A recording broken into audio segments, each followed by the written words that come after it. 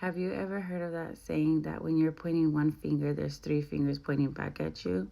Well, this scripture that I'm going to share with you guys basically relates to that in a way, because Jesus is talking and teaching in this section about anger. And not only anger, but unforgiveness. And he doesn't say unforgiveness in it, but he does emphasize that. Basically, he starts off with saying that, in the law, it says do not murder. And he relates murder to being angry with someone. And you can think like, how is being angry someone committing murder? Because you have that hatred in your heart. You have that hatred in your heart for that person, and you think of evil things of that person in your heart. And in your heart, we're supposed to have love for one another. And so when you have anger towards someone, God sees that as murder. God sees that as you should love everyone. You should accept everyone. You shouldn't have any type of anger in your heart for anybody, because he basically sees it as if it's murder. And then he also goes to say, when you go to God, when you're coming to God to speak to him, and you remember, hey, like, oh, I have something, I have a problem with somebody, and you remember that problem. He says, leave your gift at the altar. Basically, do not come before God. He says, leave your gift at the altar and go and reconcile with your brother. Basically, go ask for forgiveness. Now, if that person wants to forgive you, that's on them. It is that's completely out of your hands. If they decide not to forgive you, if they decide to just go about their day or do their own thing and ignore you, then that's on them.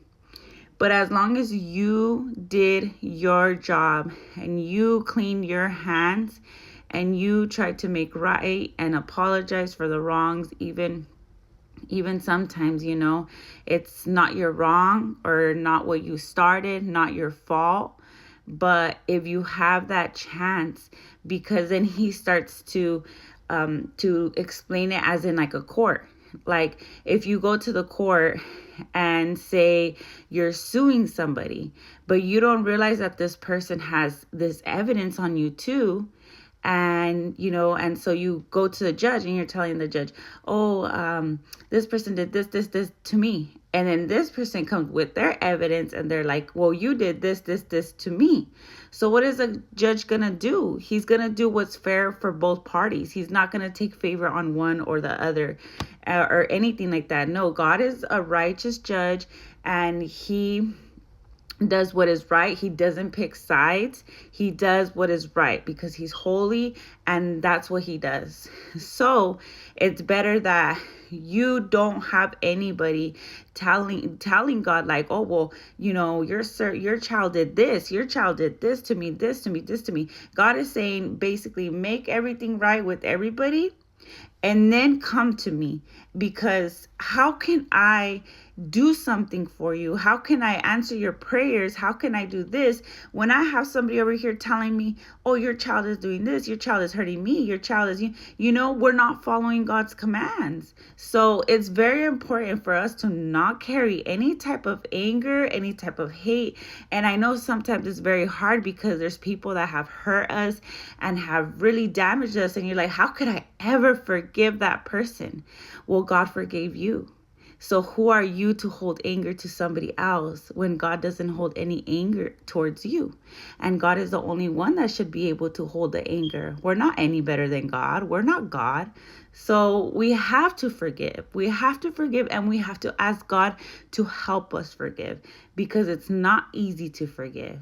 It's not easy, especially when the enemy is constantly reminding you of what that person did to you. Only God can help you soften your heart to forgive that person. So let me read the scriptures to you now. and it's going to be Matthew 5:21 through 26. And it says, "You have heard that people were told in the past, 'Do not commit murder.' Anyone who does will be brought to trial. But now I tell you, whoever is angry with his brother will be brought to trial. Whoever calls his brother you good for nothing will be brought before the council. And whoever calls his brother a worthless fool will be in danger of going to the fire of hell." So, if you are about to offer your gift to God at the altar, and there you remember that your brother has something against you, leave your gift there in front of the altar, go at once and make peace with your brother, and then come back and offer your gift to God. If someone brings a lawsuit against you and takes you to court, settle the dispute with him while there is time before you get to court.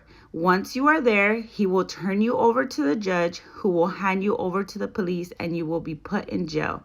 There you will stay, I tell you, until you pay the last penny of your fine. Do not get yourself in that situation. Say you're sorry, forgive, move on.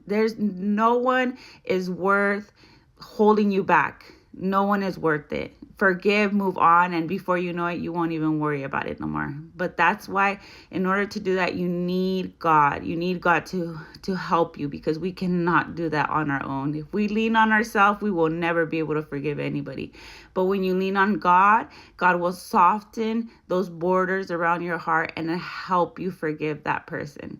So may God bless you, and may you have a great day.